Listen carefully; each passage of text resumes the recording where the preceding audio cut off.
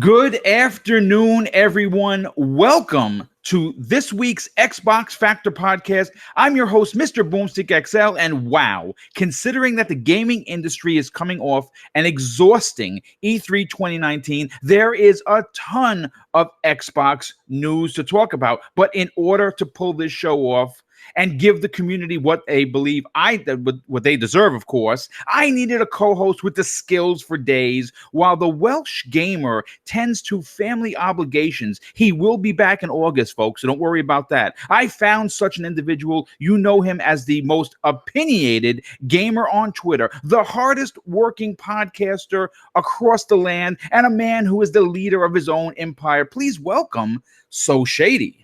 Hey, thanks, Boom. It is good to be back. I have been sadly under the weather for a little over a week. I had some bronchitis and whatnot, and we tell you, it was the quietest I've ever been in a long time. If you know me in real life and you were around me, it would have been like a different world. Just like, what is happening with Shady? He's not screaming, he's not yelling, he's not ranting, he's not raving. But I mean, I used my incredible clout as the dictator of the Sesh Empire to get my hands on a case of none other than the Bella Delphine Gamer Girl bathwater. Nice. As you know, Boom, it will not only increase your gamer skill, but it will also heal all that ails you. So, I mean, I'm back, baby, and I can't wait to get into these topics, man. As always, the industry never lets us down when it comes to stuff to talk about. Now, you know what?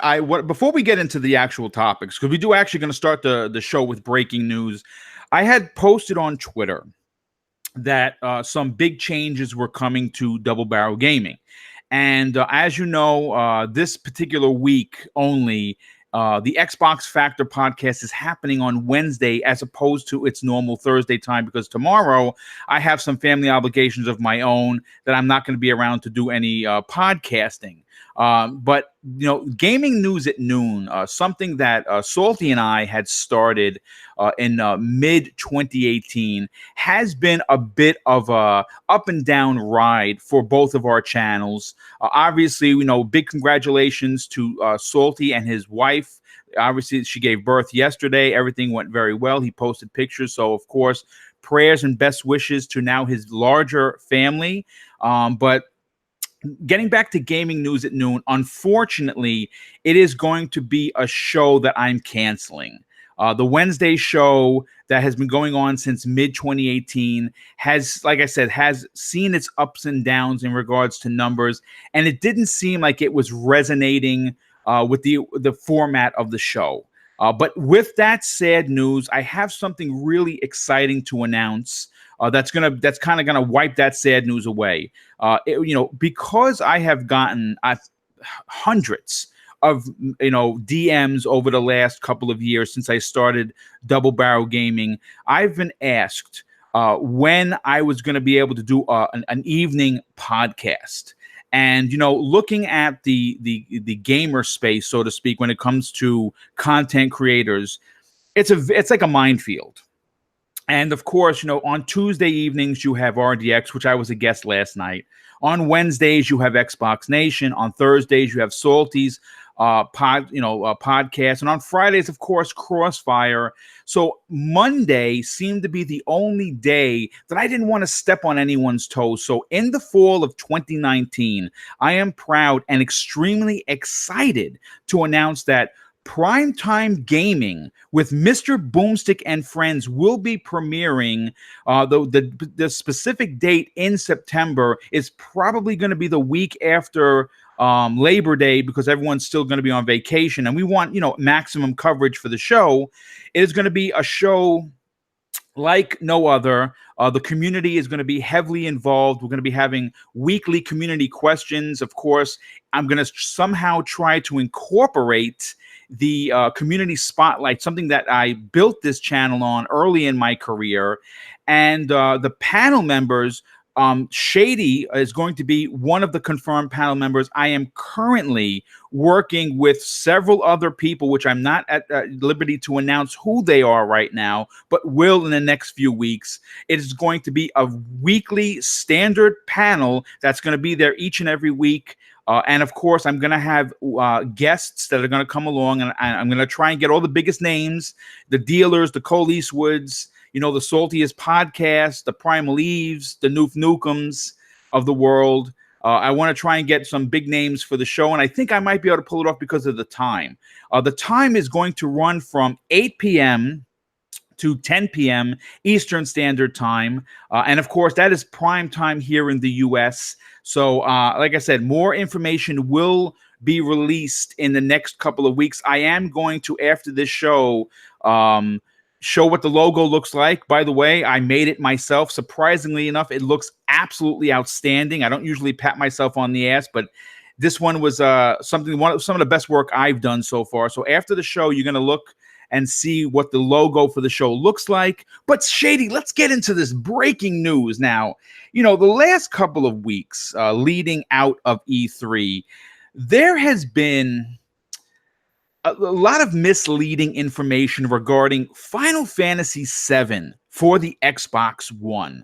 And as you know, Shady and I were discussing prior to going live, it seemed as if the media, the mainstream media, kind of just washed their hands of it, not asking any of the right questions. And Shady, you know, you had made mention of Tomb Raider. Could you please reiterate exactly what we were talking about regarding the so-called media? Well, I just thought it was odd how, you know, back when Tomb Raider was a year exclusive on Xbox, they could barely get off the stage without being absolutely mobbed by all of the lamestream media, if you will, demanding an answer as to just how long this exclusivity is going to last. Is it exclusive forever? Is it for a week? Is it for a month? Is it for a year? Like, there was just constant bombardment to Microsoft and to Crystal Dynamics as in regards to where is Tomb Raider going. Yet somehow with Final Fantasy VII, which has no, this isn't the first time that this has been leaked that it's coming to the Xbox. Walmart Canada just did it right before this E3, actually. And I believe right when the game was first announced, there was a couple interviews or something like that it was talked about that it's coming to Xbox as well. I'm not sure what Sony's got going here, either a hell of a marketing deal with money. They're either best buddies over there with Square Enix or something. Like, I just don't know why the media isn't all over these companies wondering where this game is going to end up. And then when it comes to Square Enix, beyond just the media aspect, do they want to sell this game to Xbox fans? Like, as far as I can tell, looking in, Final Fantasy Remake, it's not even a remake to me, it's a reimagination, but whatever. They're turning this game into like a generation-long cash cow. I would think they would want to make it available to as many people as they can. Final Fantasy games have been raining down on the Xbox platform as of late. So what are they waiting for other than just confusing fans, upsetting some other fans? Like, I know I've got my sister, she really wants Final Fantasy Remake here, and she was talking about getting a PlayStation over the weekend. I was talking with her, and I'm like, I told her that it's coming out on the Xbox she already owns. She doesn't have to buy a PlayStation. And she had no idea. Like, this has to stop, I think. I don't understand why it's happening. Likely money behind the scenes. But the media, yeah, man, especially, why are they not pouncing all over these companies? It has been well over a year, 2 years now since the announcement or longer, and we haven't heard anything on their end as to just why this game is only being talked about on one platform. And I mean, back to Tomb Raider, they made it sound like Xbox was pulling one of the worst things imaginable. How dare you go and pull a fast one like this and have Tomb Raider exclusive on Xbox? Where is it? How long do we have to wait? Whereas Final Fantasy, I mean, just because it launched on the PlayStation original doesn't mean that it's an exclusive franchise. It isn't. So I think this is ridiculous. The franchise is huge. It's obviously coming to Xbox. I feel the media is not doing their due diligence or their job at all on this one. It's embarrassing all around. Well, listen, actually, and again, why we brought up this particular topic is because breaking news, and we don't really get that, as something that was just tweeted by at Nibble, Nibellion, Nibellion, on Twitter. He posted a screenshot from Xbox Germany, where they apparently posted a big video on their Facebook page announcing that Final Fantasy VII Remake not only is coming out on the Xbox, but it's coming out on March 3rd, 2020, the same day that the PlayStation 4 exclusive was coming out. So I don't know, again, this is coming from Xbox Germany. We've had no confirmation. This literally just happened prior to the show going live. Of course, I will be updating the folks on my Twitter page should we get confirmation any further. But Shady, again, this is a fugazi, is what this is. I don't understand what kind of what kind of company goes out of their way not to say anything. No one in the mainstream media challenges it. When the public, i.e. you, me, and everyone in the chat, tweets at Square Enix, all we hear is crickets. And now we have a leaked with screenshots and an actual date, according to, again, Xbox Germany, that the game is coming out the same time. You asked a great question. Do they want to sell this game to Xbox gamers? And I'd like to answer for them. Of course they would. Why all the smoke and mirrors, Shady? I honestly don't know. Like, to me, the only answer I can think of that makes logical sense is behind the scenes money. Sony is paying a lot of money to keep these guys' mouths shut, and they're willing to play ball with it. Like, it's got to be a huge pile of money if you're willing to essentially ostracize an entire fan base on a different platform. I think it's a bad move. It shouldn't be done. I'm not a fan of this type of exclusive stuff. While it may help Sony sell consoles, it's not helping me. It wasn't helping my sister. It wasn't helping anyone out there that's just interested in this property, in this game, in this franchise. It's not helping the customer at all. Once again, an exclusive deal that only seems to be helping the companies involved and not the consumers. So I don't applaud the move at all. I do think it's a bit ridiculous. More so, I think the media just being completely silent is the worst part about it. They're not doing any digging, any looking. They're just accepting it and almost applauding it. Like, yeah, another banger for the Sony guys, knowing damn well, like, they have to know too. If you're working at IGN, Kotaku, Polygon, GameSpot, whatever one of these stupid sites is, you have to have a little bit of inside information as to just where these things are going. They know, yet they say squat. And I don't think Sony's paying all these sites to keep their mouths shut either. So I'm bringing their integrity into question on this as well, man. The whole scenario was ridiculous. Final Fantasy VII was my favorite. It got me into the series. But I've spoken before earlier that I'm going to hold back and wait and see just how long it takes them to get maybe the second or third game out before I'm diving in myself with my own money. Like, my game share partner, he's a fanatic for Final Fantasy, so I'll likely have it day one on him.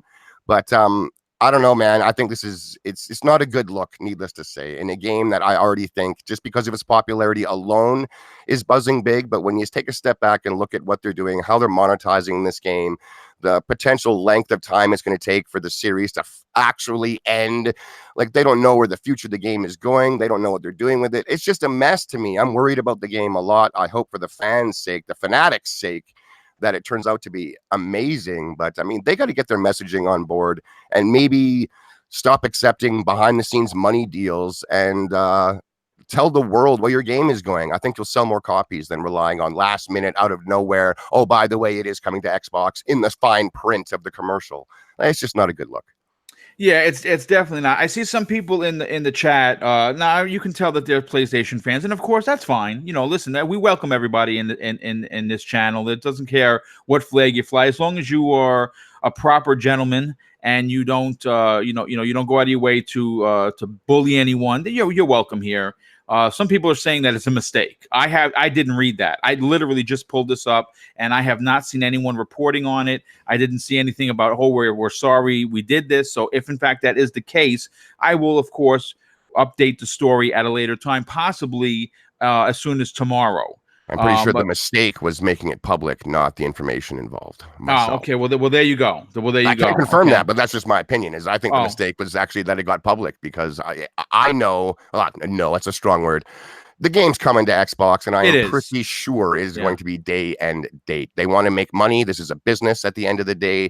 Square Enix isn't in it for the exclusive game. They're in it to sell copies of the game. So I'm pretty sure it's coming day and date on Xbox as well.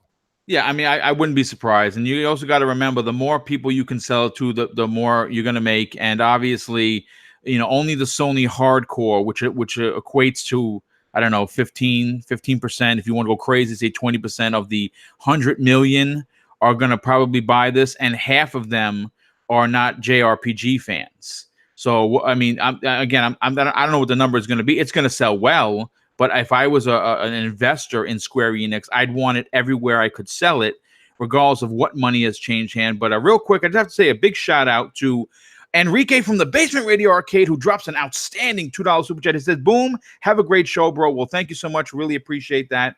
Let's move on to the second story. You know, the Outer Worlds team has been making some news, and they were talking recently about the Microsoft acquisition, the Fallout influences, and the RPG choice, and aims to be that this game aims to be a boundless RPG, putting player choice front and center. And from its ambitious RPG unveiling to its recent acquisition by Microsoft, it's been a pretty busy year for the small, well, they're not really small, but small-ish company in Obsidian. And Windows Central, which is where I pulled this story from, caught up with the studio during E3 2019 and interviewed them. And you know what, Shady? One of the key things to making a believable open world RPG is to be able to play your way, making the story unfold to the choices that you make within the game. And Obsidian has this in spades with the way they craft their titles. This is by far one of my most anticipated games in 2019. But the Windows Central interview took place during E3 with Dan McPhee, who is the narrator, the narrative designer to Outer Worlds, to explain the choices of the player and what impact it has, you know, for the scale and scope of the title. And this is what he had to say, which is pretty interesting. We have a wide range. Everything we put in the game is based on someone asking somewhere. What if the player can do X, Y, and Z? We have the small things like quests. You can take you can take with you. You can change your options on any given quest, and each one has a larger overarching story. These are factions in the game, and they butt heads from time to time. When then you can choose sides, or you can try and work for both. If you pursue the quest lines that the factions are involved with, it eventually becomes this massive, dramatic struggle. Now, obviously, I you know, the way that this was written up wasn't the greatest, so I kind of had to kind of, you know, work it out there. But I am going to say this: the Outer Worlds looks like it's going to cater to both shooter fans and big time RPG purists, providing options that approach encounters that they see fit. I mean, I always really dig that in a game where you can handle the situation from multiple angles, and your story, Shady, is obviously going to be different than mine. Now, for you, as a person who is into not only story and narrative, but the surroundings of what makes the story and the game what it is, are you excited to hear that your choice is going to be front and center? Yeah, big time. That's the type of story in games I prefer, is what I'm doing has an effect on what's happening. Not even just like, say, a telltale choice in the story, but like, did I kill this one NPC or did I not? And that can affect things. I really like that kind of live on the fly story building out of the NPC stuff, if you will. It's not scripted. I like that kind of stuff, and I think this is going to offer moments of that. I mean, obviously you're doing conversation choices and stuff, but I'll take that over cutscenes, man. Like, I enjoy a good cutscene, don't get me wrong. As soon as I start talking about story, a lot of people instantly assume I absolutely hate it. I don't. I'm getting tired of gameplay and then putting my controller down and we're just watching a bombastic cutscene as if it's a movie for a few minutes. I would like my story to be integrated more into my actual hands-on gameplay, if you will. And I think a lot of games are bringing it. This one seems to be one of them. I'm excited for it, man. I really am. I'm a huge science fiction guy, for one. So already the atmosphere and everything about it is grabbing me big time, man. So I'm in it for that. I like how the developers have come out and said, while there are political aspects to this game, it's not a political game. Like, they're not telling you who's bad or who's good or how to feel about somebody or something that happens in the game. The writers went on to say stuff like they'll write characters that do things and say things that they themselves might feel is abhorrent, but they still actually enjoy the character because they've made this game about front-facing fun. It is lighthearted. It is tongue-in-cheek, as much as it's, revolving around capitalism gone absolutely wild, if you will, and corporations truly dictating I'm assuming, the laws and regulations on an entire planet as opposed to, a governing body. So as much as it's that, they're not telling you what's good, what's bad, and how to feel about any of it. You get to choose. If you want to go in there and be the quote unquote hero or a villain or a psychopath, if you want to work with some of these groups, if you want to sit back and try and have them work against each other, I think this sounds absolutely amazing myself. Like it's a really compelling title for me. I'm very, very happy that it is a day and date launch in Game Pass, considering the company Obsidian there was picked up by Microsoft after the game's reveal and everything else, essentially. So no one was really sure until a little while ago when they announced it. I believe it was E3 when they said it was Game Pass day one. So yeah, it is. Yeah, that's actually a big deal. Like, as much as Microsoft owns that company now, this is kind of looked at maybe as the first big AAA third-party game that's going to launch. They're now first party, but they weren't at one time, and this game could have gone the same way as I forgot what it was called. The one where you're taking all the happy drugs. Oh my God! We Happy Few. Yeah, that didn't launch in Game Pass day and date because deals were made originally before the acquisition. So that could have happened here, and it didn't. Microsoft did whatever they had to do to make sure that fans of the Xbox platform and subscribers of Xbox Game Pass get it day and date. So that's fantastic. I'm looking forward to it, and so is all my crew. I can't wait to get into it. Yeah, it's going to be very interesting, to say the least. I just want to read another snippet from the interview. McPhee goes on to say, there are things like slowdown with tactical time dilation, a dedicated ability to slow down time during combat, in clear inspiration. It's clear inspiration from the turn-based VAT system that was obviously a big to do in the Fallout series. The ability to be able to slow down time to hit specific body parts is again. I'm glad that it's making a comeback. I loved the VAT system. I'm glad that it's obviously coming back. It's called something different, but it's essentially it's the VAT system. I'm excited and I'm worried when I hear that, because as much as I loved VATs, it was put in as a necessity really in Fallout 3 and 4, because the console versions of those games almost feel and play like a direct PC port. Like the actual moment-to-moment controller feel of Fallout 3, New Vegas, even Fallout 4. Fallout 4 is much better, but those first two, they were rough, and without VATs, it was almost impossible to actually hit what you were shooting at on a consistent basis. I played Fallout on the PC, and it was easy. I clicked at what I wanted and shot it. VATS wasn't necessary at all in the PC versions for me, whereas for the console, without VATS, those games would have just been terrible gameplay-wise, quite frankly. Absolutely terrible. VATS made them playable. So I'm hoping when they say, we're bringing back that slow-mo mechanic, VATS, I hope it's just for fun and for a cosmetic type thing that's happening. They want to show off what's going on, and it's just that. I hope if you don't use it, this still will play like a very tight shooter. I want my RPG shooters to be tight, damn it. I don't understand why, as soon as it's a role-playing game, it's allowed to control janky and stiff. And as gamers, we just kind of accept it. Oh, it's okay because it's a role-playing game. It's not okay for So Shady, man. If I'm shooting stuff, whether it's a role-playing game or a corridor shooter, I want the actual moment-to-moment shooting to feel great. So I'm excited that they're bringing this new feature in again, the slow-mo, because I love when they do that kind of stuff. But I hope they're doing it just because it's a fun thing and it looks cool, and not because it's actually needed like what it was in Fallout 3 and New Vegas. For me, again, anyways. Yeah, no, I mean, it definitely makes sense. Real quick, before I continue on this topic, Infinite AA with the outstanding $2 super chat. He says, can't wait for Outer Worlds. Yes, that makes 3 of us, dude, because I know Shady's hyped and so am I.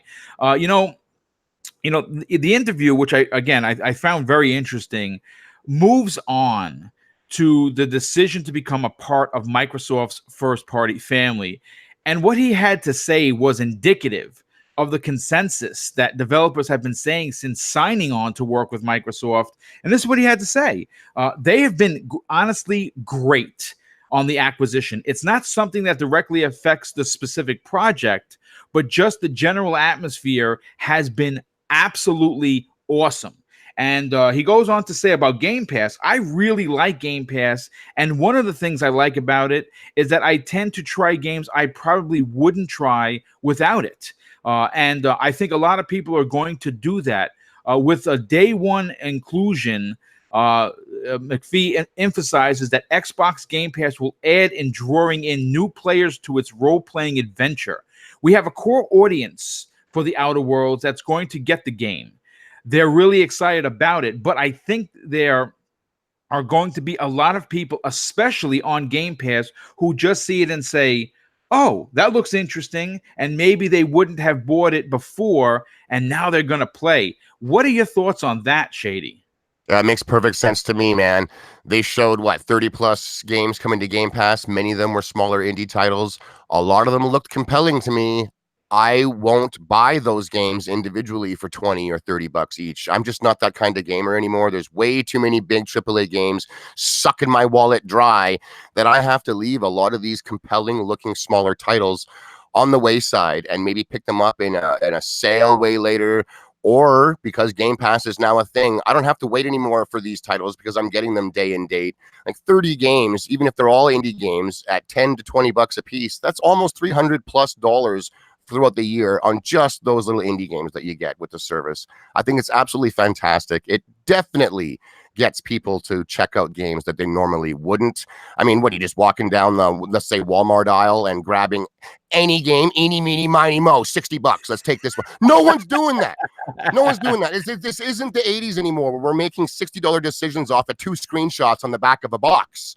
You know what I mean? Like, we're just not doing that anymore. So I think this is fantastic. The industry is bigger than ever. More games are releasing than ever before, of quality, I might add. So having services like Game Pass, EA Access, what Stadia is going to have on offer, what Ubisoft is now doing, these are fantastic for the people that are interested in trying to experience as much as they can with as little damage to their wallet as possible, especially for the guys that aren't collectors. You're not trying to build up something that you quote unquote own. Right. I mean, especially for the digital guys, I think it'd be an easier transition for the digital guys out there than the physical only dudes still. And that's fine. I don't think anything's being taken away anytime soon. But Game Pass is a fantastic thing all around. I absolutely love it. My friends all have it. My hardcore gaming crew has it. We talk to anyone that games around us about it. And some people that have never heard of it because, they just haven't, they're pretty blown away. Other people not so interested because all they do is play Madden, if you will. That's fine. Go and buy Madden. But I think it's great. I'm glad that the publishers are seeing that it's great as well. They're saying that this is one of, if not the most fair distribution model they've ever seen for a subscription service, I guess. And that's fantastic to hear that these companies aren't necessarily being bullied into it or anything like that. They're exactly. actively, like, they want in. There, they want to be there. That's right. They want in. I mean, like, there's some talk in the background about how companies they want more money if their game is being played more. Like, that's up to them and their business dealings behind the scenes. That's a non-consumer front-facing issue.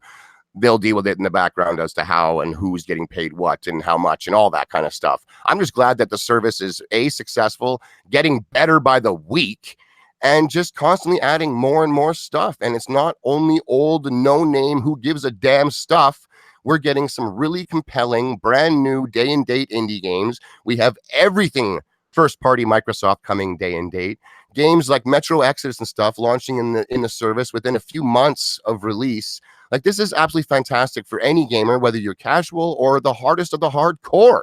So I'm all over it, man. I love the system, and I'm an ultimate subscriber for the next 3 years, and so is most of the people I hang out with. So, yeah, well, that dollar deal upgrading your stuff was as consumer friendly as I've ever seen in my entire gaming life. It was next level deal. Like, to say it was even a deal is underplaying it. It is. It's so good. I have more games now than I have ever had access to for less money than I had to pay before. It's hard to argue with that, Boom.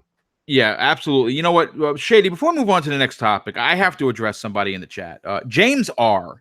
Obviously, dude, you're entitled to your opinion. And I want to say this. I started noticing you starting to curse. Now, you only get one warning with BoomStick. Officer Friendly turns to Officer Asshole if you're going to be a bother in the chat. I respect your opinion. I don't agree with it, but I do respect it. What shocks me as a podcaster, you apparently are a Sony dude, and guess what? That's okay. why you would tune into an Xbox show to poke at other people with your comments, it kind of means you're a bit of a troll. So I'm going to let you know this. Hang out, enjoy the show. If you're not enjoying the show, give me a thumbs down and tune out.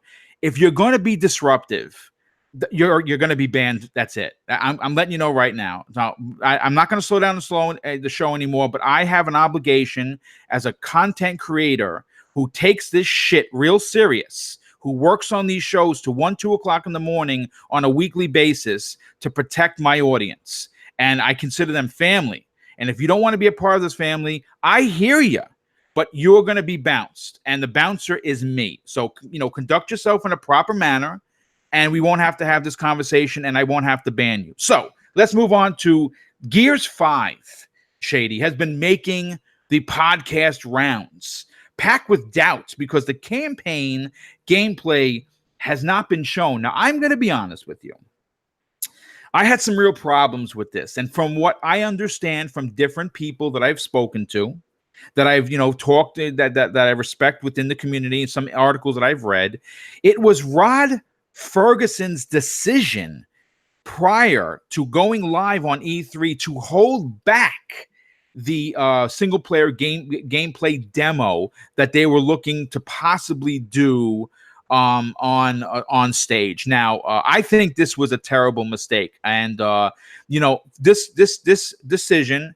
He is the studio head, but at the same time, Microsoft is in fact the publisher, and I think that Phil Spencer giving these developers too much room. Is that, I don't want to sound like I dislike Rod. I met the guy. He's an absolute gentleman, and he really knows his shit, and he cares about the franchise.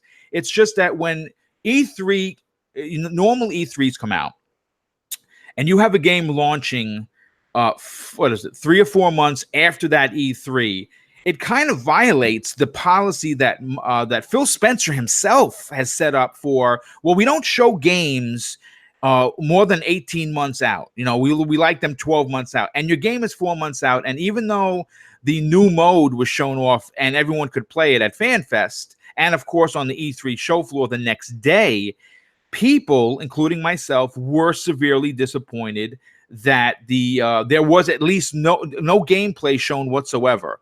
The trailer that we saw in 2018 was fantastic, and from what we've understand, had less than a minute worth of actual gameplay. And I think that a lot of people, I don't agree, Shady, that people should be worried about the single player campaign. I have full confidence in the coalition, and more specifically Rod Ferguson. And I think that the reason why they don't want to show a lot of it is because they want this new open semi-world to be a surprise to to the gamers, to us, who's going to be playing that game 4 days before, if you have Ultimate Game Pass. But I wanted to get your opinion on this. Shady, you're raw. You tell it like it is, and I do appreciate that. Do you think it was a mistake for Rod Ferguson to pull the live on-stage gameplay footage prior to going E3 2019 with the game 3 months out? Good God, Boom, look out. Oh, my God. No, sorry. I thought a piece of sky was falling there, but I was wrong. Wrong. The sky is not falling. I'm not on board with the worry warts out there, the people claiming that the campaign is obviously a disaster, and they're hiding it from everybody because, they want us all to go and buy it right now, day and day before it's even. No one needs to be sold when the game's not out. There's nothing for sale right now. Yes, it's up for pre-order. That's fine. Don't pre-order it if you're worried about it. Wait for the trailer. It's going to come. If you're a gamer, what does it matter if you see the game 8 years before it's out or 8 seconds before midnight when it's finally available to buy? If the trailer is fire, you're going to be excited to play the game. Simple as that. I understand getting people excited, getting the talk going, getting the buzz going, and they decided to use the biggest show of the year, being E3, to highlight the new cooperative multiplayer mode that is actually going to give this game the longevity that, say, PlayStation games don't have. God of War was Spider-Man, Horizon Zero Dawn, all of them. No one talks about them a month after they're out because everyone's done and moved on. And everyone's so spoiler sensitive in today's world. We don't talk about story stuff in public anyways. Game's 5 years old. If you give the ending away, people are losing it, for God's sakes. So, I mean, I think it's fine. They highlighted a multiplayer mode that is going to give the game massive longevity. It's a new mode that we haven't seen yet. I thought the CGI trailer was absolutely bombastic. It was fantastic. I've watched it like 20 odd times. It works for Sony again. They can come out and just show an awesome CGI trailer with great graphics, cool music, and game of the year right there. I'm not concerned about the lack of campaign footage. They showed it the E3 before. They're going to show it before this game launches. And because everyone's sitting here salivating at the mouth waiting for it, it'll likely get more views when they do release it than it would have at E3 anyways, because it would have just been buried in with the other 80 game trailers that came out during that exact same time period. Whereas now, when they finally pick and choose their day, it'll probably be a day all on its own when all the media will be running, oh my God, Gears 5 campaign, and it's going to be phenomenal. They don't come out and give details like 20 times the map sizes. You got this cool little skiff to go and explore, maybe some side quest stuff, maybe some customization stuff, and then just not deliver. What the hell? Everyone's got to calm down. For one, just calm right down. The game's coming in a few months. We can play it on the 17th, the multiplayer mode. Yes, plus we have another beta for the Horde mode, hands-on, in a month after that in August. The Horde looks just like the campaign. So, I mean, like, if people are worried that the story isn't going to be good because they didn't see a 2-minute, I don't know what they're looking for here. It's going to be a bigger, better looking, better playing Gears of War than we've ever seen. That's right. Just relax. We got hands-on twice before it's out. By doing it this way, by staggering it this way, it keeps the game relevant as far as the media is concerned. There is more to talk about, as opposed to right before the game comes out, they just go, yet another launch trailer. Big deal. Right now, it is a big deal. Whether you're upset that they didn't show that trailer that you wanted, or you're like me and you don't care, I still want to see the footage. I just didn't need to see it that second. Right. So everyone's hyped to see it. Everyone is hyped to see the footage. Everyone. The haters are hyped to see the footage, so they got something to hate on. I think it's a brilliant move myself. Everyone's talking about where's the footage. So when it drops, everyone is going to be in line looking for it. And then again, everyone that I know in this community, podcasters, most of the hardcore in the chat, we're already all in. We're all in. Ultimate already. So what are we even worried about besides maybe the game underperforming as far as what we ourselves are looking for story-wise? We already have it. We don't have to worry about buying something. It's already there. So I just calm down, everybody. The footage is going to come. The game is coming soon. Hands-on is coming like next week. And I'm excited, man. I can't wait for this sucker. Yeah, you know what? Before I continue with this topic, because I want to talk about Gamescom coming up regarding Gears, Infinite AA with the outstanding additional $5 super chat. He says, I love Game Pass. It's the best thing since sliced bread. I say that all the time, dude. That's well said. I can play more games than ever for less than ever. That's a great point. And Scrub Nurse, big fan of the show. Welcome. Thanks for being here with the outstanding $5 super chat. And he says, the game will be great. And I think Microsoft shouldn't be scared to show it. I agree. That's a great point. The only thing I can think of is MS doesn't want to spoil the story. And that I do agree. And Scrub Nurse with the additional $2 super chat. Thank you so much for your outstanding generosity. He says, get Ultimate Game Pass and get the game early. Yes, that is absolutely true. From what we've heard, from what I've heard when I was at FanFest, every Xbox Ultimate Edition from now on moving forward will be in Game Pass day and date. Folks, that's the $100 edition for Halo Infinite, for Forza whatever, and whatever other first-party games are going to be coming out. That is a pretty big deal. Getting back to Gears at Gamescom, we're hearing from different articles and rumors that they're going to be there. They're going to be there in a big way. Now, what exactly does that mean? Well, Gears is going to be showing off the Horde mode, from what I understand. But I have to say this: I think that they might have changed their stance on showing campaign gameplay. And this is a prediction. I talked about it last night on RDX, which Dealer was nice enough to invite me onto the show. I said it last night, and I'll say it on this show, Shady. I think that Horde mode is going to be great. I think it's going to be a big deal. It's going to be running in 60 frames per second, 4K, delicious, beautiful, graphics that we're all going to be melting over. But I think that Rod Ferguson and company, including Phil Spencer, the head of Xbox, are going to have to maybe kind of draw that line a little bit back. I'm not saying they should go balls to the wall, Shady, and just kind of let all the cats out of the bag, so to speak. But I think a 5 or 7 minute demo of something specifically small that doesn't give it away could really do justice for the title. Now, I know that you're okay. You're already on board. Most people in the chat are on board. I'm super on board. But do you think that the people that are kind of like, well, I don't really know because I didn't see gameplay, do you think it behooves them to actually show something at Gamescom, which is, I believe, August 20th? Again, no, I don't, because unless you're looking literally for another cutscene that talks and shows story of the campaign, what do you think is going to be different when you're shooting the enemies in the campaign versus shooting enemies in Horde? You're going to see the same enemies. You're going to be shooting them. There's going to be blood flying. You're going to be sawing them up. You're going to be jumping from cover to cover. The only thing missing is like skiff gameplay. You want to jump onto that skiff and go open on an open ice lake and see some apparent non-gamer try and play it with his feet, I'm going to assume, on stage, because it'll be horrible gameplay. It always is when these guys do live. I'm just not sure what people actually want as far as campaign gameplay. Like, it's going to play like Gears of War. There'll be a bigger area to explore.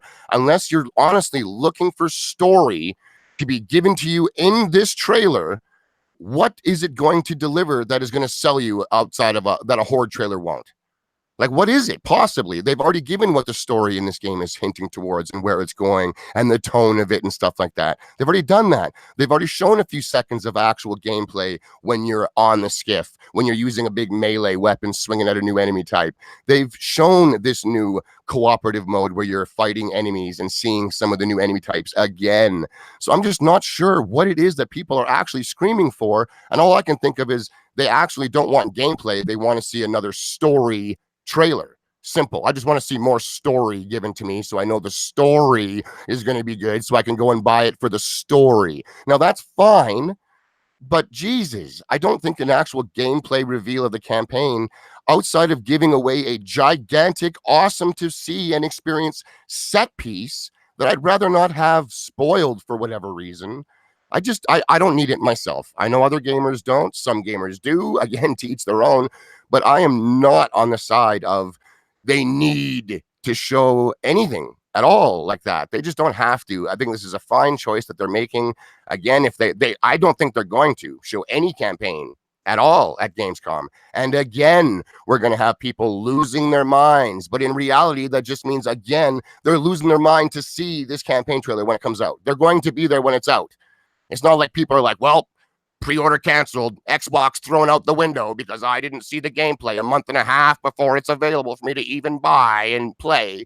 I just think it's entitlement. I don't see it. I don't need it. I'm against the spoiler craziness. I don't like giant level playthroughs.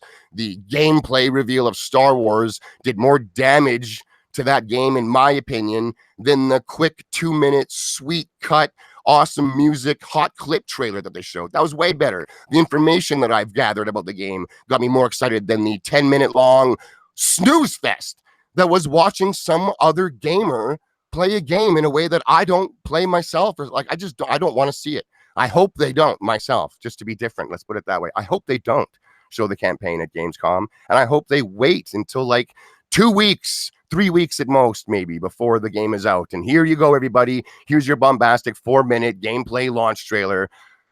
And everyone's going to go wild because we're gamers, man. Like, we don't need it months and months early. I don't anyways.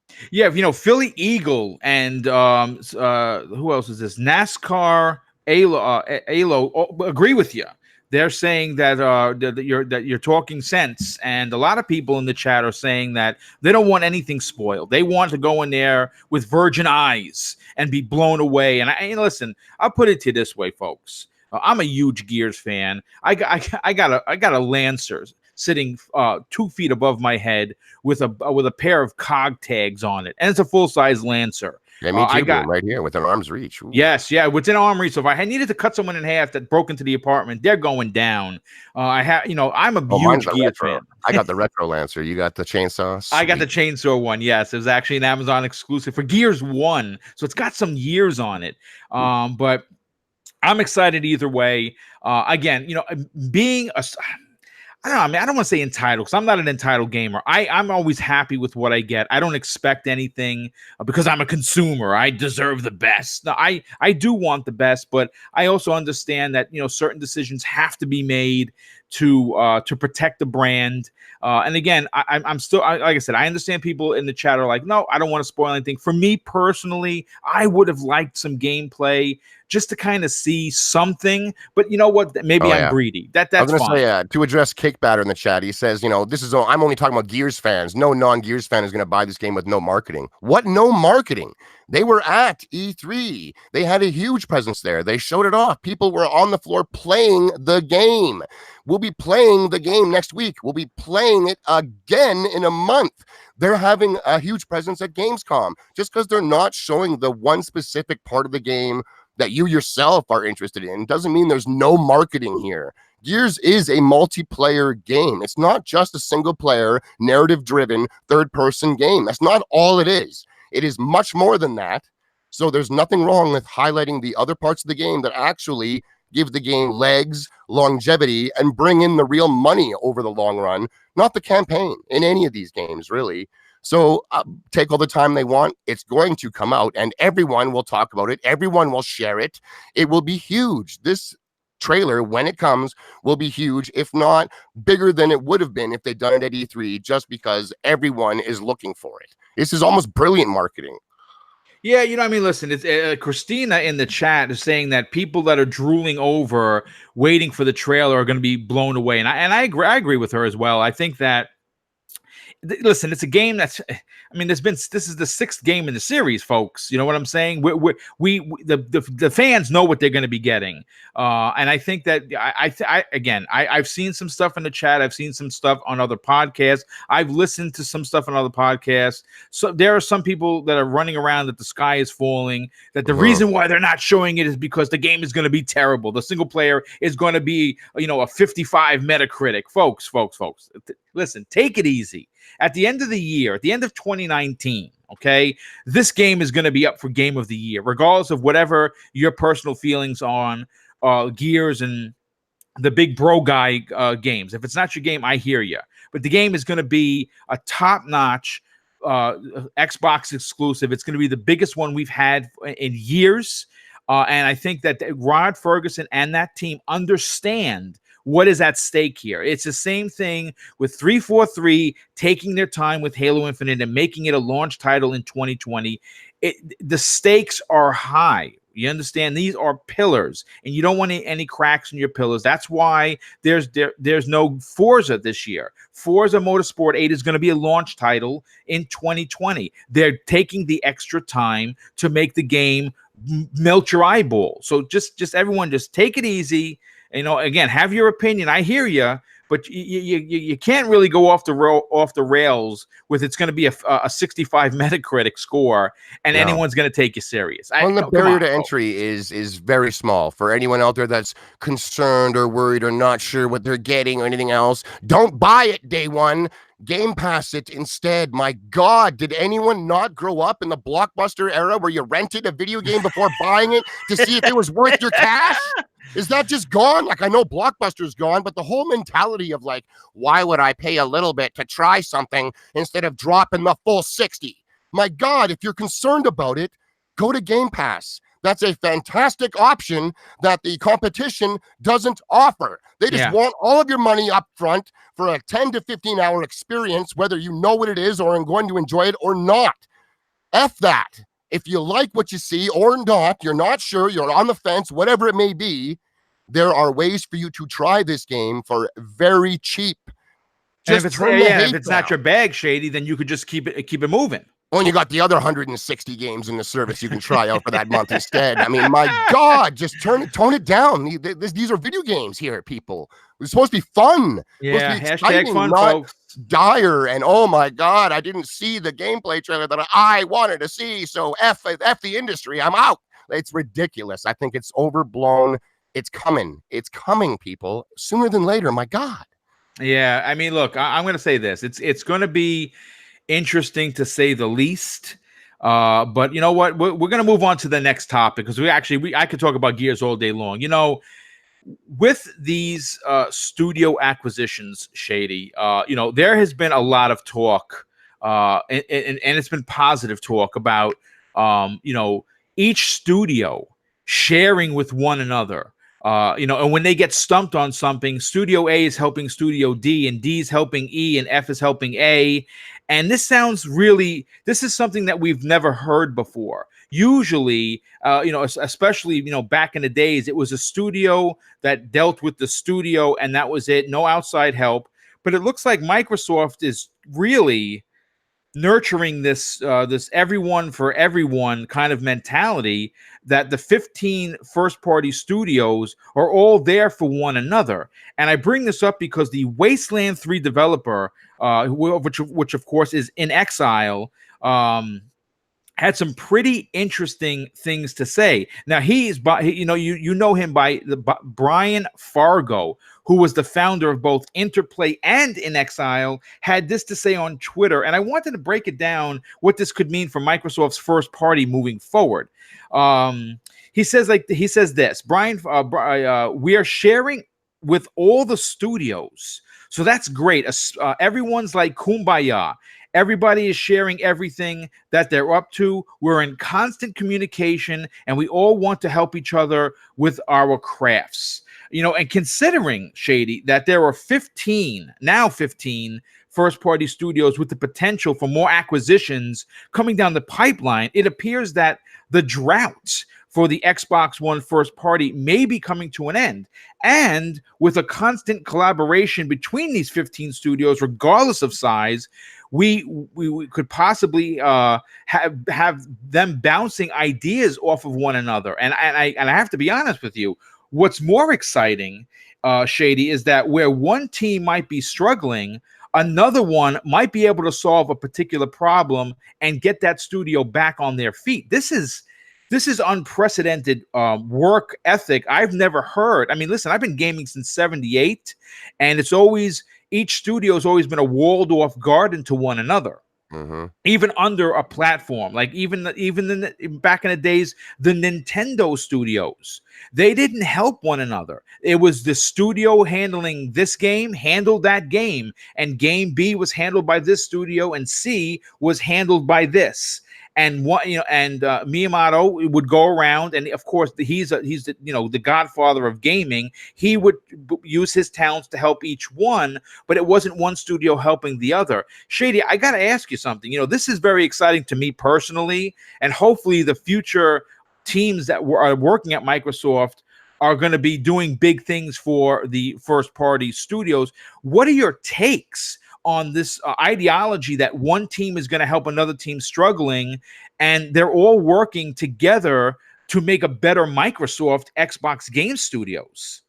Sounds like a good plan to me, Boom. And it also sounds like yet another Microsoft plan. This company is breaking down barriers and walls in this industry, man. Whether or not it's where you choose to game and get your games from, whether it's who you want to play with, whether it's going to be the people, like you said in the background here, that are now helping each other as opposed to bogarting secrets and tips and tricks and all that other stuff from each other for some bizarre reason. When you're under the same umbrella, especially, I mean, friendly competition is fine, but you got to understand that if you can help your fellow dev out, especially when he's working for the same overlords you are, you might want to do so, because literally a rising tide raises all ships. So when another fellow first party developer comes out and they were able to just deliver, let's call it a banger, then you have something now out there to basically pull from, take from, and try and one up. Hopefully they'll come back and they can help you on your game to give you what you needed to to get that extra oomph, if you will. Like, I think this is a great thing, man. I'm all over cooperation in this industry, all over things getting done quicker, easier, in a more friendly way. Everyone's making money. It's great, man. It doesn't have to be cutthroat on every single aspect of every single thing. It's ridiculous, especially when it's all under the same company. We're talking about Microsoft first-party studios here. There's no reason for these guys to be competing with each other as far as keeping things secret or keeping tech to themselves and stuff like that. Compete with each other on who can make the best games. That's not a problem with me at all. But by all means, share every little trick of the trade you have with each other, because that just means that we're going to get the best games that these guys can make, instead of humming and hawing because they just couldn't seemingly get the answer when the guy across the way, you know, just right across the hallway, he's got it.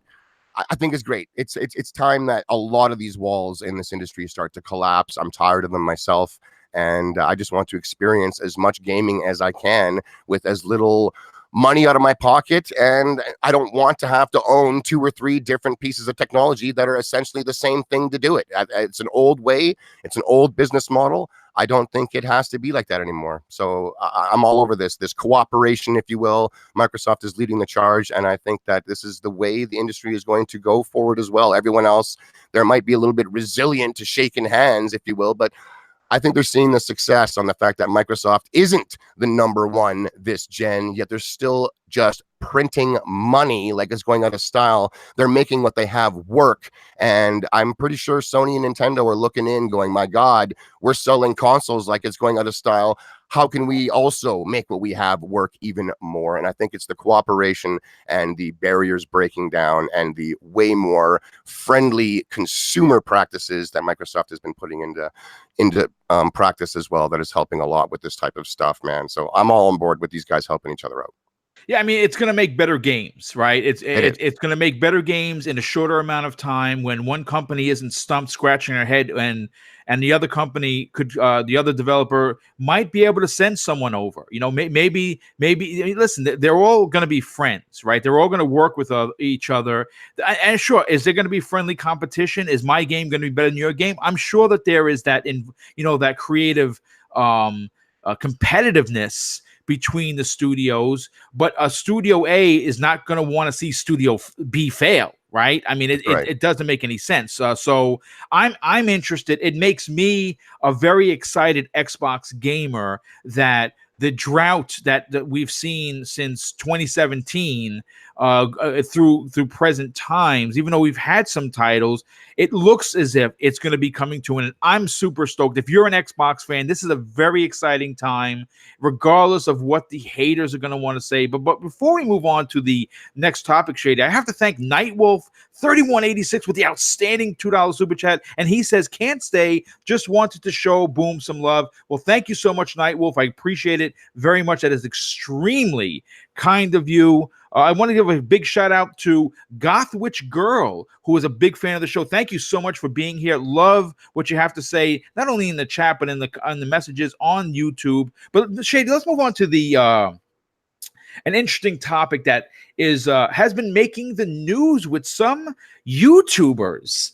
It says here, according to certain people, which I'm not going to name, the Xbox Game Pass is ruining the industry. And I ask this, I bring up this topic because if you listen to social media, Shady, some YouTubers, like I said earlier, are saying that it's a crutch for Microsoft, an excuse to put out crappy titles in there to beef up their amount of games offered. Yeah, and Forza I want to say Horizon this. was terrible. It was terrible, but I couldn't stand Forza Horizon myself. Now Yeah, it was a horrible 92, game, 93, they hated it. Yes. Luckily, that net of Game Pass was there to save it. Well, you know what? I want to say this. I call bullshit, and I don't normally curse, but this one I think required it. And I wanted to kind of get the record straight. Now, being a person who's been playing video games since the Stone Ages, I have seen many trends in the gaming space. You know, from the Power Glove and gaming dance mats to the 56K modem to the N64 controllers that needed 3 hands to properly play. But I've never seen a more consumer-friendly service like I do today with the Xbox Game Pass. And some of these outrageous comments that I've heard have been on the level of a Microsoft conspiracy.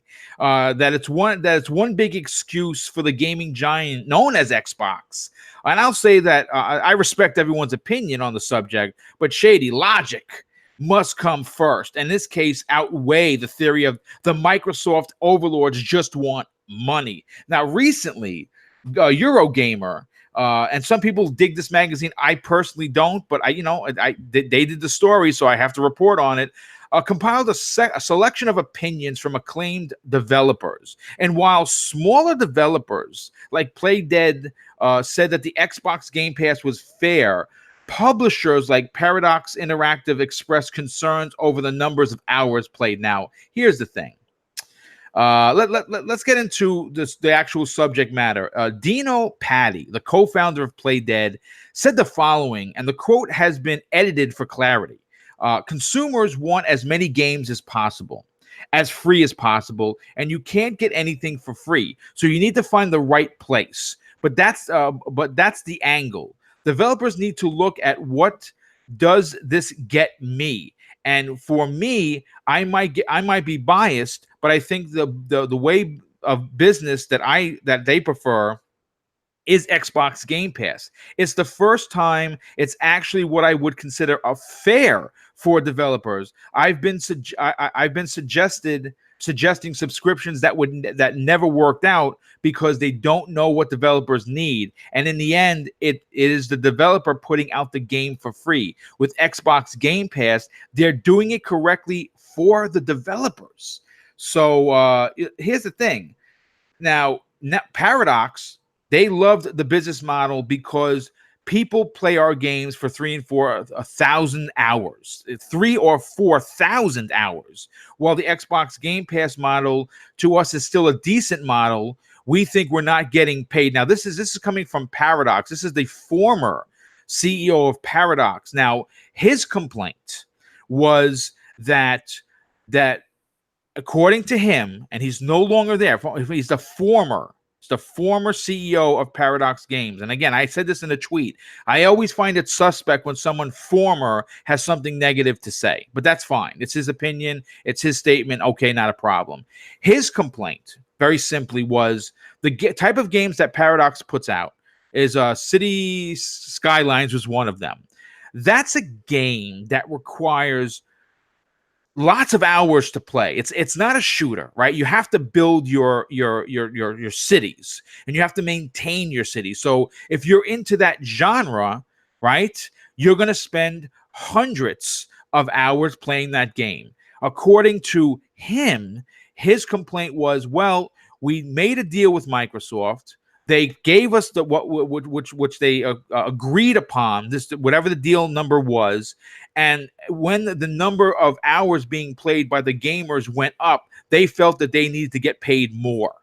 Now, Shady, here's my question to you. It's Xbox Game Pass just celebrated its 2-year anniversary, and though it may not seem like a big deal, I could recall when the gaming media called it a farce and expected it to fail. But what I also find strange is that this is the first complaint that we've heard of a former CEO. What are your takes on this, dude? It just sounds like a CEO being a CEO. We didn't make as much money as we wanted. We deserve more money, more money, and more money. That's all they talk about. That's what they live for. That's literally what they're doing. That's what they're in charge of, is making businesses money. So it doesn't surprise me that a former CEO would speak on such things. Like I said earlier in the show, I'm assuming individual business deals regarding what is happening with these devs and their games in Game Pass, that's between Microsoft and the devs. If he feels that he deserves more money because he thinks his game is being played more than some other game in Game Pass, that's on them to renegotiate something for, whatever it is. He still said it was a fair program, as much as he said that they wish they got more money because of the hours being played.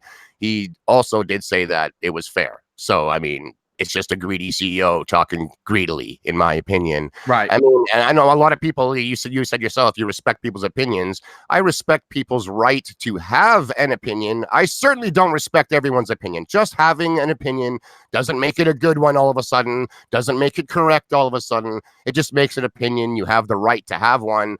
but that doesn't mean that I have to enjoy said opinion. And this is one of them, man, where Game Pass is nothing but something set up to release substandard games. I mean, that argument is literally coming from the fact that it just so happened that when Microsoft announced first party day and date in their service, it was the string of 60-ish games. And everyone who makes this argument really types to or loves to forget the 90+ rated Metacritic of Forza Horizon 4. Again, that game wasn't chinched on. It wasn't cheaped out on. It wasn't a poor quality product. It wasn't a shitty Forza because they decided to release it in Game Pass. Just because Sea of Thieves had issues, it's a totally different game today. If it had launched with the content it has today, the people wouldn't be saying what they are regarding that game. State of Decay 2, for the people that were big fans of the first one and just like that type of zombie simulated babysitting community type games, they love it. They're putting in hundreds and thousands of hours. Just because it didn't go on to sell 10 million and score 98 and be called God of War, it doesn't mean shit. Just because Xbox released Crackdown 3 to middling reviews, the people that enjoyed that series had a good time with it for what it was and have moved on. Well, at the end of the day, wasn't it fun, Shady? That's right. It was a good time. I mean, so to think that just because there was 3 out of 4 titles that had middling reviews and weren't for everybody doesn't mean that this is what the service is bringing forward. Is Gears of War not a giant AAA game? Is that why people are afraid of the campaign? They haven't showed the campaign and it's going into Game Pass. That must mean it's trash. Is Halo Infinite going to be trash? Is every single game coming out of Xbox Studios going to be trash? Is Netflix just a reason to make garbage content? No. My God, no. People love House of Cards. They loved Orange is the New Black. People are loving Stranger Things right now. There is stuff all over the place. HBO, same deal. They only have that so they can release garbage. Oh, wait, it's HBO we're talking about here. They release the best of the best. Just having a subscription service and allowing people to have access to all your content within it isn't a bad thing. It's a pro-consumer move. Yes, you think if they start releasing giant, awesome games that are reviewing 90s, and they're also known that you can get them in Game Pass, guess what's going to happen? Game Pass subscriptions go up. Guess what Microsoft wants to sell? A Game Pass subscription. So it's within their best interest to release great games. Yes, the service allows them to take some risk and maybe release something that wouldn't financially maybe be viable if you had to pay $60 just to get a taste of it. So I think it's just fine. I think the argument of it's here to release substandard content it's and dumb. Actually, that's a cop out, dude. Beyond stupid. It's idiocy. Yeah. I think it's ridiculous. I don't subscribe to that kind of garbage at all. It's silly, absolutely silly. This service has gone from a never was to people in this community to all of a sudden it's my God, you have to have this service, and they're looking at that like it's a bad thing. You have to have this. It's so awesome. The value is so good. You almost have to have. Yeah, because it's the shit. What the hell are we arguing? Why are people negative about this type of stuff? I don't get it, man. It sounds like there's a lot of quote unquote gamers out there that aren't gamers anymore. They're just bored and haven't found something to fill the time that they used to game, so they just complain. That's what they do now. They're not gamers anymore. They just complain about the hobby they used to enjoy because they haven't found something else to fill up that time. I'm sick of it, man. I'm so tired of it. I'm not here to shill for the industry or any company or any game dev or any of that kind of crap, but I am here to see past the garbage and find the fun. That's why I got into this industry as a kid. That's why I've stayed in this industry as an adult. That's what I'm here for. That's why I got in this community. Look past the garbage. I'll bring it up. This is an issue for me. But beyond that, I enjoy Anthem. Beyond all the crap, I'm having a good time flying around in Anthem with Iron Man. Like, You're having I'm fun. here to talk about that stuff more than I am to make it look like some game just reached out and kicked me right in the dick when I turned it on, and everyone else has to look out because it's going to get them next. I'm tired of that attitude, man. I'm not on board with it. Game Pass is fantastic. The last thing it is hurting this industry. I agree. Before we close out this topic, I have one other question I want to ask you. Philly Eagle, big fan of the show. I'm a big fan of his. Always in the chat. Always has interesting things to say. With the outstanding $5 super chat, he says, that's because people are sheep. just wait until PlayStation gets a Game Pass like service, and they will eventually. And I'm hoping for this. I'm on the sideline cheering for this. All them frauds will applaud it. Yes, they will. They'll be out there saying that it's the best pass. And screw Game you know Pass. Why, that's because Sony has a proven record of dropping just bangers. They don't need to be called out. No one has to demand anything from Sony because they just deliver utter perfection time and time again. So when they have a Game Pass, it's obvious that their games are just going to be fantastic. So bring it on. The mentality is insane, man. It's amazing now, and Sony will bring it because they know this is the way of the future. EA does it right now. Stadia is going to be doing it. Ubisoft is doing it. Microsoft is doing it. EA is doing it. Yep. Expect Sony to do it and Nintendo to do it as well next year. I hope Nintendo does it too. I'll sign on. I don't care if it's $200 a year. I will sign on. Not a problem. But don't quote me on $200. Hopefully, it's only like $60 or $70, whatever. But this is an option in the future for absolutely. You know what? Again, there are two companies that I would love to see. I mean, listen, there's only 3 major companies in the gaming space, and I would absolutely be cheering like a lunatic if Sony did this. I think that they should do it. I think that they have enough first-party games to do it. Whether or not they want to hashtag give away these games, I think that a lot of people do buy games, but let's just call a spade here, folks. Okay. If you look at the numbers, 10 million to God of War, unbelievable amount of sales. That's fantastic for that game, right?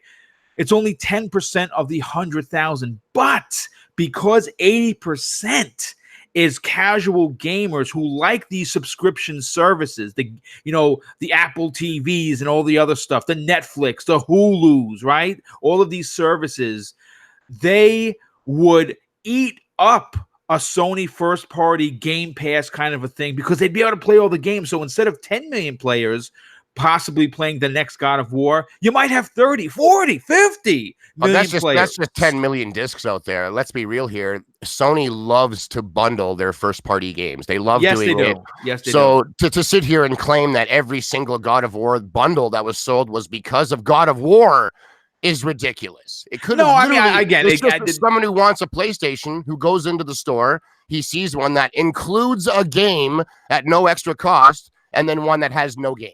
Why wouldn't he buy the one with the free game, even if he's never even heard of God of War? I'm taking the one that comes with a bundled game myself, especially when it's not. Of course, absolutely. Like Spider-Man. Not everyone that bought the Spider-Man console did it because of just Spider-Man. They may have just wanted a PlayStation at that moment, and it happened to include a free Spider-Man. Why not pick that one up? So Sony does this all the time. Their games have big sales all the time. I'm sure more often than not, the person buying the console is going to play that game and check it out and maybe even enjoy it. But to make it sound like every single copy of God of War in a bundle that was sold was directly because they wanted God of War. No, they wanted a PlayStation perhaps, and God of War just came with it. That's it. Literally, my copy of Spider-Man was given to me by someone who bought the Spider-Man console and just gave me the game because they had no interest in the game. They just wanted the console. They liked the look of it. So, there's that. So, it's out there. So, yes, they sell a lot of numbers and everything else, but it is, like you said, 10% of their big install base. What about the other 80, 90% of gamers? Maybe they're willing to pay $10 a month and check out your stuff. That's a lot of money sitting on the table. It definitely is. But you know what? Like I said, the subscription service is the way of the future. And I'm on board. If the company is going to be putting out quality titles day and date like Microsoft is doing, I could tell you right now, I'm going to be right there first in line to sign up for Sony's and Nintendo's, because Nintendo is looking into cloud service based sales. And they have to. I think everyone's going to be involved in this one way or another. But Shady, I want to move on to the next topic, and I think it's a pretty good one. Microsoft is according to Brad Sams, who's a friend of the show, who's been on this show, who will be making his triumphant return, hopefully by the end of the year, as long as we can get our schedules, in line, is currently. Has an Xcloud box. It's being tagged as the Xbox Mini in active development at Redmond.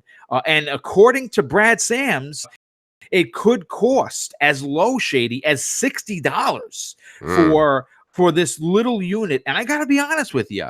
You know, when you look at the other units that are currently available, the Apple TV, the Amazon Fire Stick, and of course the Chromecast, this little Xbox Mini has those services trumped, because if it is something that comes with apps, like, you know, it has TV apps on there, which of course it should have the Netflix, it should have the, you know, the different avenues for you to click on, because it's not going to cost them anything. The people are going to want to, you know, all these other companies going to want to jump onto this little box, say, hey, you know, free advertising for our stuff. You're going to be able to play thousands of Xbox games that span 3 generations, Shady. You know, I'm going to say this. I've been on board with the Xcloud gaming ideology since it was announced. And I will gladly admit it's something that I will only use once in a while. But the thing is this, it's not really being made for the hardcore audience, who of course will probably buy it. I mean, if it comes out $60, I'm buying it to put in the bedroom. But it's not for us, Shady. It's not for people in this chat. It's for the casual audience. And you know what? This so-called casual audience, like I said in this topic before, are responsible for huge sales success for the PlayStation 4. And I would even put that number as high as anywhere between 75 and 80% of the player base. You know, and why? Well, it's the cool systems. That's why. So, and it's inexpensive. So, and they have what they have. They have great first-party games. But this new box that could be coming out and shipping right along the major powerful Anaconda at $500 is going to be a big deal. And you know, here's the thing. You know, I know that not much has been said publicly by Microsoft regarding this. We do know that Lockhart has been scrapped. Now, I said this in a video I did on my channel. If you guys want to go check it out, this is my opinion, folks. I think that Lockhart, in my opinion, was a farce. I think it was a Trojan horse. And the reason why I think that is because Google, Amazon, and Apple are all looking to get into the streaming box thing. You know, have game services with a streaming box. This could have been Microsoft's way of kind of just getting them off the scent, so to speak. And if they release this $60 box, Shady, I think it's going to change the industry in a big way, because you're going to be getting, if it works out like I think it's going to work out, and the way Brad Sams talked about it in his video on his channel, is that it's going to include TV apps, but it's also going to have thousands of games for the said player to play. What are your thoughts on a $60 unit and the amount of games that this is going to be able to play that the others don't? It makes sense to me that they would do something like this. Like even Stadia has their little dongle that they sell for your TVs. Like a lot of people hear streaming and they instantly assume that means only to your cell phone. You can only stream to a cell phone, nothing else. That is not what this technology is. You can stream to any device that has a bloody internet connection and is able to do it. Like, that's it. So these companies just aren't relying on everybody to have a current up-to-date smart TV that just has it included. So they're all selling a little dongle or a little mini console or something, right, to get you, hey, here you go. If you don't want to have a standard Xbox One or an Xbox One S or an Xbox One X or the diskless, because I'm sure all of those will be able to stream Xcloud too. I don't think it's going to be just this box. If you have an original VCR Xbox One, I'm pretty sure you'll be streaming games to that thing. They haven't confirmed it, but why wouldn't you be able to? It makes sense. It makes business sense. They're going to come out and they're going to sell this little console, which is going to have, you know, YouTube on there and Netflix on there if you're a subscriber and other things like that. And then you'll be able to stream the games that you own or stream the games in the services that you're subscribed to with Xbox through it, and it'll work just fine. I can see it coming. It makes perfect sense because it's something for you to be able to stream these games to your televisions, not just your cell phones, because that's not all streaming is. And my God, do I see so many people run with the fact that streaming is just your phone and it's got to be on the go out of your house. It has to be on a tablet, otherwise no go. No one in their right mind is gonna, you know, the main TV that they use, let's say, is a family member's got it and they're watching a movie or something. So you got to go and maybe stream the game that you want, your Destiny missions for an hour up in the bedroom. Like, this is a thing. You can stream to anything, and this is just another product that is going to allow you to stream it to your television at the cheap. So instead of buying a multi-$100 Xbox, you plop down your $60 and you have access to all the games that you already own. And I don't even think that, like, say, streaming is for, let's call it the casual or the hardcore. Both of those terms, they bother me. And boo on Sony yet again, go figure, for having the gall to try and come out and think that they can define what hardcore means. Oh, we're for the hardcore gamer, which means AAA graphic intensive games. That's all the hardcore are into. They don't play any RTS games. They don't play online deathmatch games at all. The guy making 6 figures plus a year playing nothing but Call of Duty, he's not hardcore. The one guy playing hundreds of hours and hundreds of indie games, old school retro, really hard, actual needed gameplay skill to do anything in. They're not hardcore either, because those aren't graphically intensive third-person narrative games.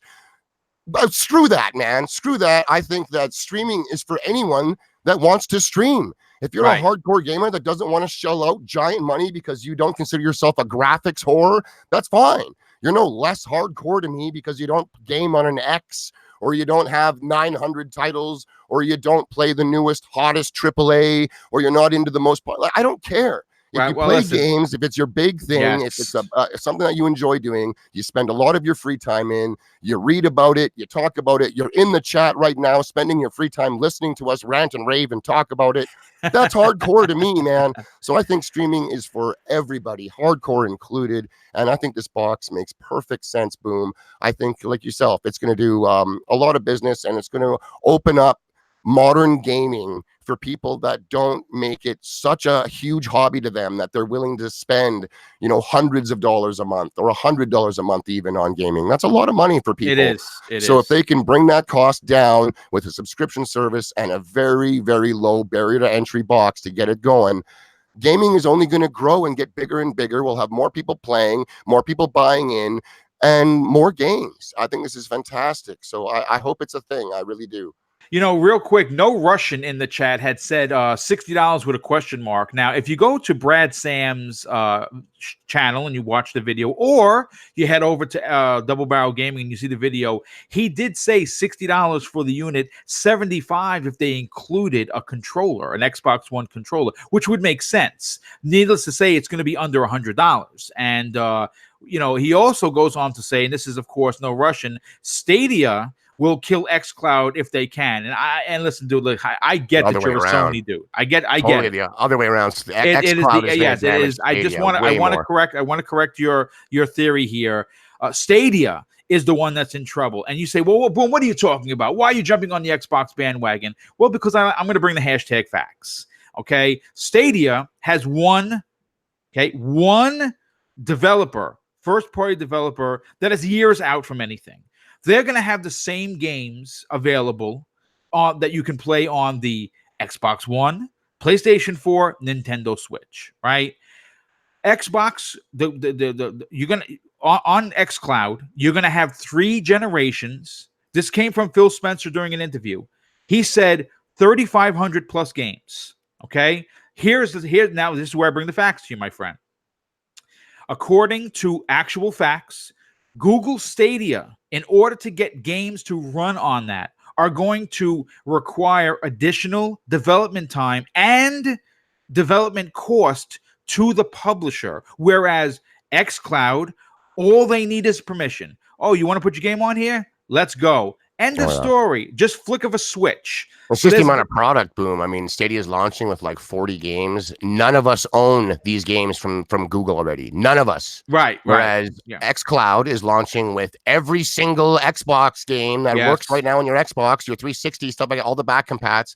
They're all going to be in there. If you own those games, I have over 900 Xbox games. Me too. Yeah, they're all available to me now, instantly on the go, streaming wherever I want, any device. I have those games. Whereas when Stadia comes out, I have to buy my very first game in order to stream it from Stadia. I don't have to buy shit from Xbox in order to start streaming hundreds of games instantly. So it's Stadia that has so much more to prove than what Xcloud Yes, does. And from what we're absolutely. hearing, and even hands-on, Xcloud has the better technology. So It does. that's a poor opinion, I would say. You're welcome to have it, but I don't respect the opinion. All right. Well, listen, real quick, before I continue with the actual question for this particular topic, Infinite Double A with the outstanding additional $5 super chat. He says the only way a streaming box stick would work through xCloud servers doing most of the work because the hardware isn't going to be powerful. Yes, again, that's how xCloud is. It does the work. Yes, xCloud is going to do all the heavy lifting. The only thing that the small component is going to be handling is the actual movement of said character. The rest of the work is going to be offloaded to the cloud, where they're going to be bringing in the graphics and the textures and the bit mapping and everything that goes into it's just something that shows you, like your phone, if you're streaming with xCloud or Stadia to a phone, your phone isn't running anything to do with that game. It's just displaying it for you and taking in your input. Yes, that's a great point. You don't need to have a Blitzkrieg beast phone in order to play certain games. Any phone with an internet connection that's fast enough will be able to stream these games. So yes, he's correct, is that xCloud will do all of it, not most of it, but all of it. And this box is simply there to take your inputs and get the data from the xCloud to show it to you. That's it. Pretty much. Now, real quick, before we move on to the last topic of the day, I'm going to say this, and I think everyone in the chat would agree with me. Consumers, casual consumers, including us, and the hardcore as well, they like new tech. I specifically love new technology. And more importantly, they love inexpensive new tech, Shady. And if Microsoft does drop a $60 or $75 xCloud unit that incorporates TV and gaming functionality on the scale that we were just talking about, this could seriously jumpstart the Xbox platform and to bring a ton of new players into the ecosystem. What are your thoughts on Phil Spencer playing the long game strategy with xCloud? I think it's a good move, to be honest. Like, it's going to cost a lot of money. Like, it has cost Netflix a ton of money to build up the catalog that they have, to start buying up their own internal studios so they're not going to outside sources every time to make their own exclusive content. It's going to be expensive to get it off the ground. I'd imagine it is now, but it's worth it. It is hugely worth it, because as time goes on and the value of games, especially like first-party titles, aren't leaving. You got 15 studios cranking games out in 3, 4, 5 years. How many just first-party titles are going to be available in this service, let alone all the other games that are constantly added, jumping in and out and stuff like that? Like, it's a brilliant move. I think that the industry didn't need it, but I think it was one of the most forward-thinking things we've seen in a long time, that not only is going to make these companies just boatloads of money in the long run, but it is extremely consumer friendly, front facing. And to the casual gamer, I think it's very alluring, because they're just not being asked to spend hundreds and hundreds of dollars, or $60 even, on just one game to check it out, because their hardcore buddy has to play everything, and of course he's hyped for it. But it is a good move. It's a great business move. I applaud Phil Spencer for pushing forward. I'm assuming that he was definitely one of the people responsible for bringing this service into fruition, if you will. I think it's a great thing, man. Like, kudos to Microsoft for making this a thing, proving that it works. We've got developers out there saying that it works. It's very fair. Consumers, anyone who thinks at all, like just at all, it has to admit that it's a fantastic deal. And I think it's going to change the way that a lot of people consume gaming in the future. Like, when Netflix first started streaming, it was a crazy idea. Internet speeds weren't up to par everywhere. Everyone didn't want to do it. We were all accustomed to going to your local Blockbuster, walking those aisles, spending half an hour to look for the one movie. Like, half an hour. I used to drive my parents crazy. I'd be in there for 2 hours. That's right. It was an experience, if you will, right? And when streaming first came out, it was the same mentality then as it is now for a lot of people. They were just afraid of it and downplayed it, like no one's going to use it, no one wants it. And that's the way most of us consume so much of our media today, whether it's movies, TV shows, music is a big one that is streamed. Like games, it just makes so much sense. And they're not shutting the door on purchasing these titles either. So it's not like one door opens and another one closes. This is just another option that is going to make the companies a boatload of cash, and at the same time save me a boatload of cash and deliver more games than I've ever had. This is awesome. Yeah, no, it's gonna be interesting. Listen, I'm just gonna say this. It's Microsoft needed something to jumpstart the next generation. Now we know that both hardwares, are going to be absolutely beasts. Okay, and they had they're course correcting some issues. Obviously, their first party support in this generation, it's been suspect. A lot of people will agree with me on that. They've had some good games, but if you again, you have to compare apples to oranges, right? You compare it to what Sony's been able to do, and they fell short. Okay, even there's real no it's debate. Be individual. Like, to be honest, I would have rather taken Microsoft's first party stuff this entire gen and their exclusive deals they got, the Sunset Overdrives, the Quantum Breaks, the Rises. Yeah, no, I would have taken those over the first party and the third party exclusives that Sony has. Like, I have a PlayStation, I've got the 5 games on it. They're good games, but they don't suck me in. I'm not pulled into God of War because I wasn't into the franchise. I don't give a damn about Nathan Drake. Aloy, to me, is a boring character. The gameplay was fantastic. Blasphemy. It was gorgeous, but I just don't care. Like, for most of their franchise characters, I find them just generic human beings that any one of us could be. I think that maybe that's why a lot of people do like them, is they feel they could step into the role of Joel or Ellie or Nathan Drake or Aloy or something like that, where I kind of like my steroided out crazy mutant freaks from Gears or genetically mutated 7.5 feet tall chief, stuff like I like it where it's a little bit out there, a little bit video gamey still, if you will. So as much as there's a lot of people that love Sony first party, man, I would have still taken Xbox first party this gen over Sony myself.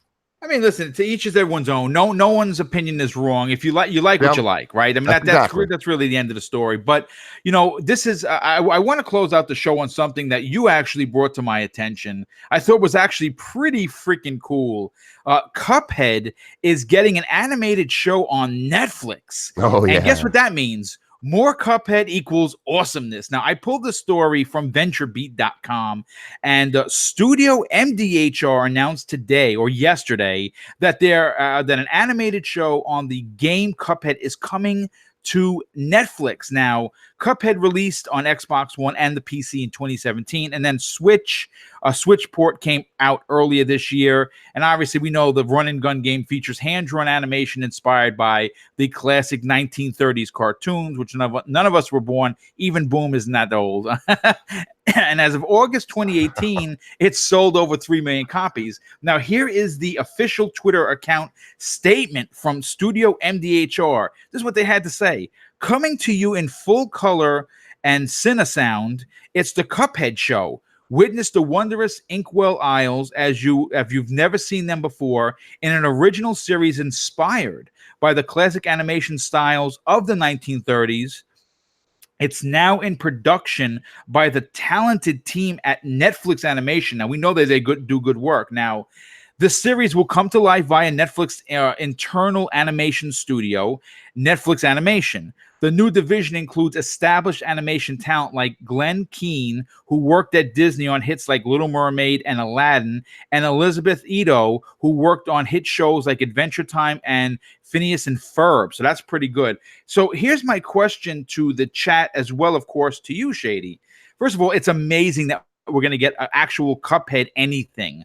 My good friend of the show, who I grew up with, Jade the Destroyer, who's a very good friend of mine. His kids absolutely love the Cuphead characters. They draw them. They have all the figures. They're big fans of it.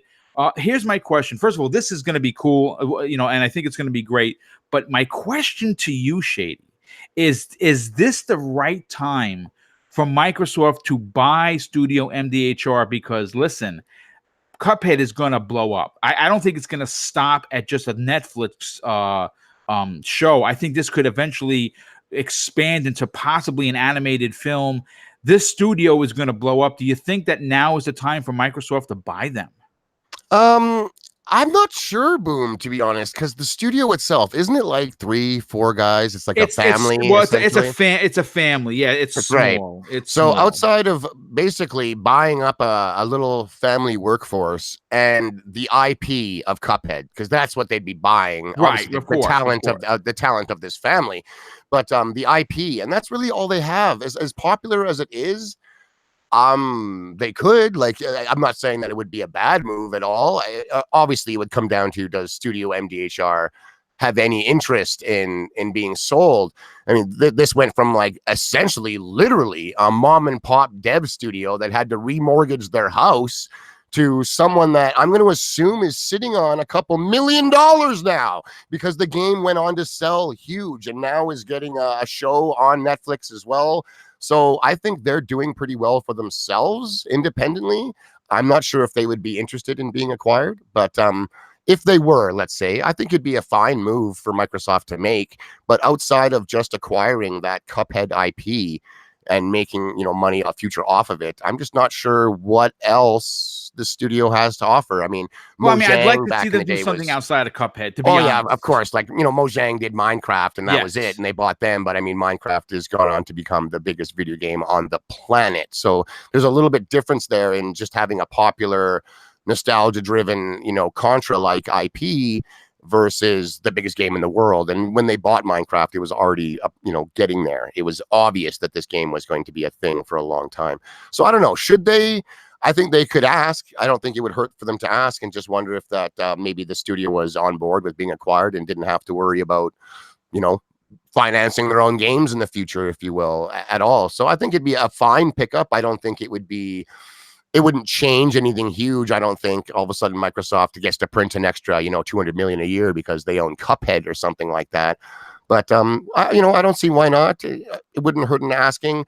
I have seen a lot of people since this announcement actually say, well, no wonder this DLC for Cuphead has taken this long because they've been doing this cartoon. And you said so yourself, is like, they aren't doing the cartoon. They're not doing it. No, It's it's been Netflix handed internal. off. The franchise, the responsibility of putting out the show is actually being handled internally at Netflix, at their animation studio. That's right. So this family dev team just basically gets to make bank on the side of what they're already doing anyway. So Microsoft could approach them and ask. I think it would be a fine acquisition if they did, but I don't think it would set necessarily the world on fire. I'm fine with Cuphead being available basically anywhere. It's one of those games where, like any game really, man, I don't like games being gated behind other systems, other stuff. It's just, I'm not a fan of it. I've been doing it for 35 years. And even when I was a kid, I wasn't looking forward to shelling out hundreds of dollars for another system just to play a few games. I want the games. I don't want the extra systems. So I don't know. Microsoft isn't doing the exclusive craziness like they. Well, no, I mean, the way that they're doing it, so.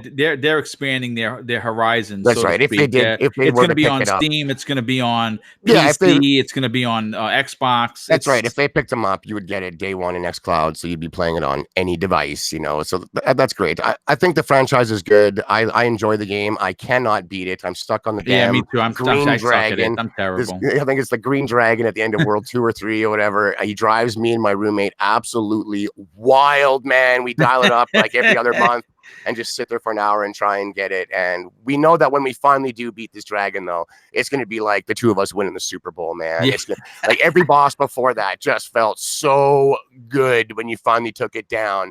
So I'm excited to finally beat the stupid green guy, see what this next DLC coming out is. And I hope the cartoon maintains like a dark sense of humor and is a little bit mature, if you will, and isn't just for the the 8, 9, 10, 11-year-olds of the world. I would like it to be kind of for the people that might even know what 1930s animation is without having to be told it. You know what I mean? Like, let's go a little bit mature with this, I hope. Yeah, absolutely. Real quick, the Evil Ghost with the outstanding $5 super chat. Thank you so much for that generosity. He says, always laying down the hashtag facts. Great show, Boom and Shady. Yes, thanks for being here, dude. And thank you for the generosity. It's been it's greatly appreciated. I'm going to say this. This has been one hell of a show, one of which we got all the topics in, and we had a breaking news one. I'm happy to say that this has been one of my favorite shows that I have done in a long time. Again, I think I was suffering from E3 exhaustion And I was not right for the last couple of weeks. It's just E3 is great. Shady and I were talking about this prior to going live. E3 is great as a fan. E3 as a fan / content creator, man, it's a heck of a lot more difficult than this 48-year-old body was ready for. And next year, I'm definitely going to have to make sure I have a better mindset because, man, it was a lot to do. But look, I want to say this. I have to thank the chat. You guys are amazing. The banter that was going back and forth, even with the few trolls that we wind up having in the chat, which are normally not there. You guys, you still maintained your decorum, if you will. I want to thank the indie gamer for showing up. He is the silent sheriff. He walks silently, carries a big stick, and will ban people. So I definitely appreciate that as well, indie gamer.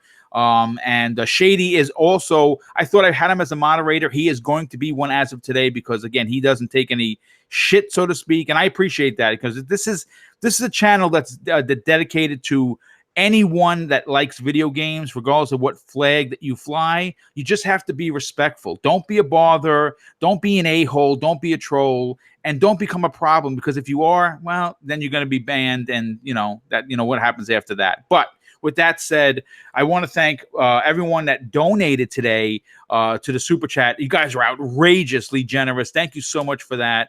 And of course, Shady, I want to thank you. I'm glad that you're back. I know last week you were really, really ill. It's great that you're back on the wagon, so to speak, and you're feeling better. You kicked ass as always today. And please tell everyone where they could follow you on Twitter. The most, and you're very active in your Twitter. So if you guys want a lot of fun, follow Shady for sure. But also check out the other shows that you're on. Yeah, Boom, not a problem. It was great to be back, especially now that my voice is back and I can actually talk. It would not have been a good show with Shady on here barking like a damn dog, if you will. My God, it was gone. But no, thanks for having me on this week. On Twitter, I am so shady at the Sesh Empire. That's one word. Give me a follow over there. It is your destiny. Stand up, become an agent. Don't just stand around and be like, a generic civilian, if you will, at the Sesh Empire. We like to have a good time, man. I go troll hunting on the regular. I talk about video games a lot, what I like to see, what I don't like to see. It's all opinion at the end of the day. Try and keep it friendly-ish. I'm down for a little bit of poking, a little bit of jabbing, but nothing serious. Yeah, man. but we got to keep it fair, right? That's right. You can't be a cutthroat mentality. It's gaming, folks. It's just games. Absolutely. That's like I said in the show, I'm here to have fun, both in the community and in the gaming world in general. I'm here to enjoy myself, not to judge and look for reasons to fly off the handle. So thanks again for having me, Boom. I'm on Breakfast with Boom, which is Friday mornings on your channel, and then Wednesday nights I'm on Xbox Nation, although I will not be on there later today. Where I live in Calgary, Alberta, Canada, actually right now is the Calgary Stampede, if anyone has ever heard of that. It is absolutely huge. It is essentially like the Super Bowl of chuck wagons and the cowboys riding the bulls and the horses and everything. It's absolutely huge. We have a huge fair here. I've never heard of it, dude. Oh, it's massive. Like over 1 million people a year come here. Half the city shuts down completely for 12 days. Everyone's dressed up like a cowboy. Like it's that's crazy, awesome. Man. That's Just look up the Calgary Stampede, man. It's outrageous. Like actually this year, the whole fair is actually done up legit like Stranger Things.